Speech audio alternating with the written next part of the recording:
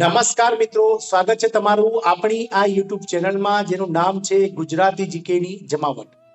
મિત્રો, આજના વિડીયોમાં આપણે વાત કરીશું કે ભારત સરકારના એટલે કે કેન્દ્ર સરકારના કર્મચારી યુનિયન જે છે, વિવિધ કર્મચારી યુનિયન તેમને સરકારને મિત્રો 6 સપ્તાહમાં જૂની પેન્શન યોજના એટલે કે ઓપીએસ લાગુ કરવાને લઈ અને મિત્રો જે છે તે અલ્ટિમેટમ આપી દેવામાં આવી છે. અને જો સરકાર દ્વારા 6 સપ્તાહમાં આનો કોઈ ચુકાદો નહીં લાવવામાં આવે તો ચૂંટણી પહેલા કર્મચારી સંગઠનોએ મિત્રો કેન્દ્રને જે છે તે વિવિધ કાર્યક્રમો અને વિવિધ આંદોલનો કરવાની જે છે તે મિત્રો ચેતવણી પણ આપી દીધી છે. તો આજના વિડીયોમાં વિગતવાર જાણીશું મિત્રો કે કયા કયા વિભાગો દ્વારા મિત્રો આ જાહેરાત કરવામાં આવી છે અને સાથે જ ઓપીએસ ને લઈને શું સરકારને મિત્રો જે છે તે અલ્ટિમેટમ આપવામાં આવી છે. તમામ માહિતી આજના વિડીયોમાં મેળવીશું, તો વિડીયોના અંત સુધી આપ બન્યા રહેશો. અને જો તમે અમારી ચેનલમાં નવા હોય તો અમારી ચેનલને સબસ્ક્રાઇબ કરી લેજો. સાથે જ મિત્રો બાજુમાં રહેલું બેલ આઇકોન દબાવી અને ઓલ નોટિફિકેશન ઓન કરજો, જેથી કરીને અમારી ચેનલ પર મૂકવામાં આવતા વિવિધ ભરતીઓના નોટિફિકેશન, વિવિધ ભરતીઓના પરિણામ, સાથે જ મિત્રો જનરલ નોલેજને લગતા વિડીયોઝ અને આવા સરકારી કર્મચારી પેન્શનર્સની યોજનાને લગતા પરિપત્રો તમને સરળતાથી અમારી ચેનલના માધ્યમથી ઉપલબ્ધ થઈ જાય. તો મિત્રો ઓલ ઇન્ડિયા ડિફેન્સ સ્ટાફ જે છે, ઓલ ઇન્ડિયા ડિફેન્સ સ્ટાફ જે છે એમ્પ્લોઈઝ ફેડરેશન એટલે કે એઆઈડીએફ દ્વારા 6 સપ્તાહમાં જૂની પેન્શન યોજના લાગુ કરવાની સરકારને અલ્ટિમેટમ આપી દેવામાં આવી છે. નહીતર ચૂંટણી પહેલા મિત્રો કર્મચારી સંગઠનો જે છે તે કેન્દ્રને અલ્ટિમેટમ આપી દીધું છે અને એવું પણ કહી દેવામાં આવ્યું છે કે જો 6 સપ્તાહમાં આનો કોઈ નિવેડો નહીં આવે તો સરકાર દ્વારા એટલે કે ભાજપ સરકાર જે અત્યારે હાલ મિત્રો કેન્દ્રમાં એનડીએ સરકાર છે, મોદી સરકાર, તેમને મિત્રો આવનારી લોકસભા ચૂંટણીમાં તેનું નુકસાન ભોગવવું પડશે તેવું પણ મિત્રો કર્મચારી યુનિયન દ્વારા જણાવવામાં આવ્યું છે.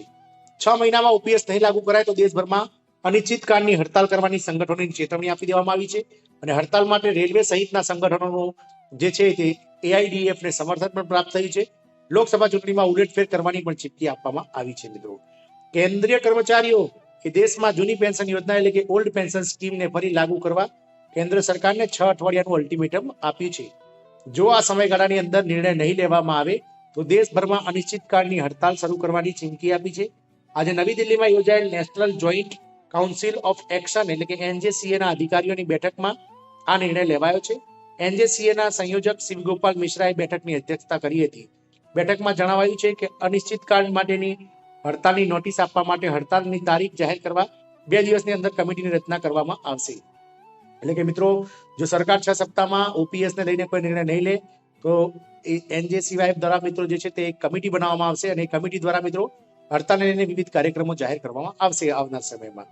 ગત વર્ષે દિલ્હીમાં 4 મોટી રેલીઓ યોજાઈ હતી. કેન્દ્રીય તેમજ વિવિધ રાજ્ય સરકારના કર્મચારીઓ જૂની પેન્શન યોજના ફરી લાગુ કરવા ગત વર્ષથી આંદોલન કરી રહ્યા છે. આ માટે ગત વર્ષે 4 મોટી રેલીઓ પણ યોજાઈ હતી. કર્મચારી સંગઠનોએ સરકાર સમક્ષ વાત પહોંચાડવા માટે વિવિધ પ્રયાસો જે છે તે કર્યા છે. મિત્રો, તો ભાજપને નુકસાન ભોગવવા તૈયાર રહે.